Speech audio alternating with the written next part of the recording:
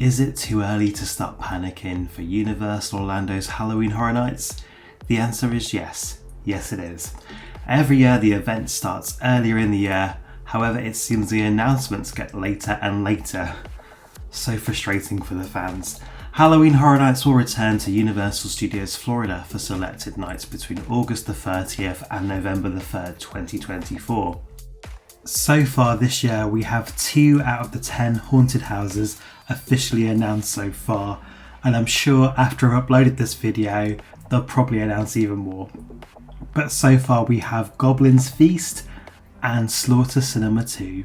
This is a sequel to the Halloween Horror Nights 28 house of the same name, taking us through a compilation of B-movies showing at the Cary, Ohio drive-in. Coming up in this video, let's go over a beginner's guide on where to start when planning the event and why it's important to hold your nerve and not buy your tickets just yet.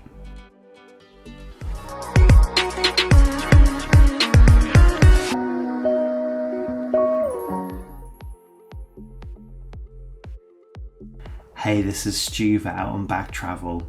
If you find this video helpful, please drop me a like, as that really helps me out on YouTube, and please consider subscribing for more theme park trip planning adventures. Coming up in this video, we're going to go over why it's important not to buy your Halloween Horror Nights tickets just yet. We're going to go over the general ticket options, a little guide on how to tame the event and why it makes sense to have a couple of goes at it, and a little bit of strategy and plan of attack for getting the best out of the event by using timings. Halloween Horror Nights is expensive. It's no good buying a one-night ticket with Express Pass and then half-assing the event and only getting to experience a couple of the houses and not really getting all the event has to offer. This is a big commitment, both in terms of cost and time out of your vacation. Due to the after hours nature, the event runs until 2 AM, it's going to drain you physically. In this video, especially if it's your first time to HHN, we're breaking down the information on when to buy your tickets and which options to go for to get the absolute most out of the experience. And just to be clear, we're talking about Orlando, not Halloween Horror Nights, Hollywood, Osaka or Sentosa. So when to buy your tickets? In general, Halloween Horror Nights single tickets go on sale first, around Easter or April time, and we've seen that pattern again in 2024 so far. You do need to buy your tickets in advance, as Universal does demand-based pricing, so the closer you get to the date you want to go, the more expensive the tickets will be, and there's actually a chance they could sell out. So don't think you can turn up and buy your tickets on the gate. You'll pay way over the odds and you risk it selling out, and you're wasting your time inside the event, and time is money, especially with Halloween Horror Nights. For us in the UK, your ticket resellers such as attraction tickets, Florida Tix and travel agents will only sell single night tickets. But it really is worth waiting for the multi-night tickets, and those will go on sale around July time from previous year's data. You can only buy the multi-night tickets from the Universal Orlando official website. For us in the UK, we have to click through from the Halloween Horror Nights section of the website. Otherwise, the Universal website redirects us in the UK to Attraction Tickets, who are their official ticket partner. So you'd need to buy your tickets in advance, not on the day, but just not quite yet. We need to wait until probably July. The exception to this is if you are buying Unmasking the Horror tickets, which is the behind the scenes tour, or if you're booking an RIP, so a VIP group tour. These are available now, and due to their limited availability, I would advise booking these as soon as possible, as they do risk selling out. Multi-night tickets. So let's go over the multi-night ticket options. These can be actually the same price, and in some cases even cheaper than a single night ticket. In the next section, I'll go over why a couple of nights might be more effective for experiencing the event properly and how to avoid missing out. But first, let's talk general multi-night ticket options. And based on our team's experience of going to Halloween Horror Nights since Sweet 16 back in 2006, although Anything is yet to be confirmed for 2024 at time of recording, so this is generally what we can expect from previous year's data. So in terms of multi-night ticket options, you have Rush of Fear, which is valid for the first couple of weeks of the event, usually up to the penultimate week of September. It's a considerable amount cheaper than the next style of ticket, so you have to be careful of your timing if you're going around mid-September that you don't run into any blockout dates at the end of your vacation. The Frequent Fear ticket is good for Wednesdays, Thursdays and Sunday nights of the event, so it blocks out Fridays and Saturdays. Frequent Fear Plus is good for Wednesdays, Thursdays, Fridays and Sundays, so it blocks out just the Saturdays. Again, this is a generalisation from what we've seen over the past couple of years, and usually you do get the first and last weekends of the event included with the Frequent Fear tickets, but we don't know just yet. But if you have any doubt, you can buy the Ultimate Frequent Fear ticket, which is the most expensive, but it has absolutely no blockout dates, so you can go to every night of the event. All of these options can be upgraded to add on Express Pass, and whether you need that or not is a whole nother debate. We'll save that one for now. Let's talk about why you might need multiple night tickets. Halloween Horror Nights is on a whole different scale to any other Halloween event you've ever experienced before. It's important to set an expectation that you probably won't get everything done in a single night, so you don't leave broken-hearted. It can be way more effective to have a couple of visits, and we're going to talk about the challenges that are in the way of doing it in one go, which are, first of all, the quantity of attractions. There's a lot to get done in one night. 10 haunted houses, 5 scare zones, entertainment, rides. Trying to do it all in one night, even when you have Express Pass, can be an uphill battle. Also, the event is popular, so therefore there's going to be crowds. You need to go in with the expectation there's going to be long lines, and not just for the attractions. You may have to wait for food and drink and even for the toilets. So go in expecting the crowds, and obviously they will delay you trying to get on things. Another delay could come from the Florida weather.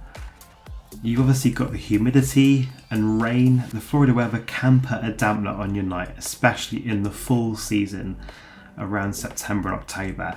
It wouldn't be much fun to stand outside in an hour-long queue in the pouring rain, so it may put a scupper on the best laid plans. You may have to take shelter inside that you weren't expecting until the rain passes, so the weather can be really unpredictable.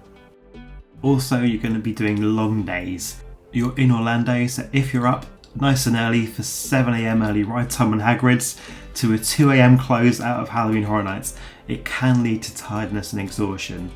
And on a similar theme, it's really crucial to try and pace yourself. An Orlando theme park holiday is a marathon, not a sprint.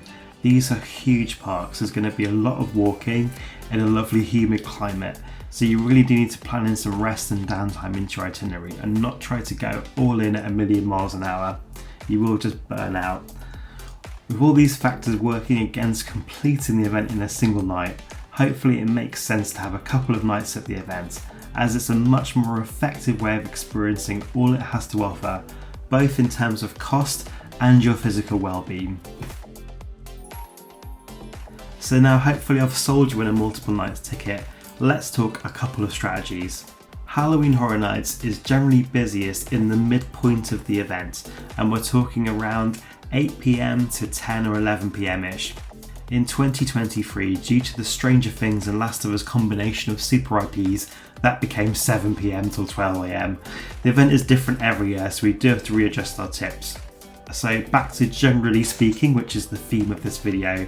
To maximise your time, you want to either arrive early before the main of the crowds get into the event and fill up those lines, or come a bit later towards the tail end of the night when the lines start to get a bit more sensible as the evening progresses. Or if you're doing a full night of the event, do the houses at the start and end of the night, and in that midpoint try the shorter lines for the rides, see some shows, go to the Death Eaters in Diagon Alley. There's also night rides at Islands of Adventure or food at City Walk if you want to take a break out from the Halloween Horror Night madness. There's plenty to do. For those arriving early, Stay and Scream is a way of getting into the event early and knocking out a couple of houses before the event actually starts. This is a free service, You just need a day ticket and a Halloween Horror Nights ticket. If you don't have a day ticket to the theme park, you can upgrade to a Scream Early add-on, and that gets you into Universal Studios Florida in the late afternoon. The downside of Stay and Scream is it shortens your normal park day, as you need to be getting into the Stay and Scream area between 3 and 4 PM. The New York Stay and Scream area is generally one of the best ones, as you have the indoors Louis Pizzeria, so it's good for Coke Restyle refills too, and food while you're waiting. All the areas do have food options and restrooms, so you're going to be comfortable for the experience, and of course you have the opportunity to join a pre-queue for selected houses. As the houses typically open up early, by the time the event actually opens to the public at the main gate, you realistically could be as many as 3 houses down and be in the line for your 4th or 5th house before those front gate crowds even reach the queue entrances. This is a great tip if you want to maximise house runs, and if you're not going for Express Pass, it's a great way to get a head start on the event.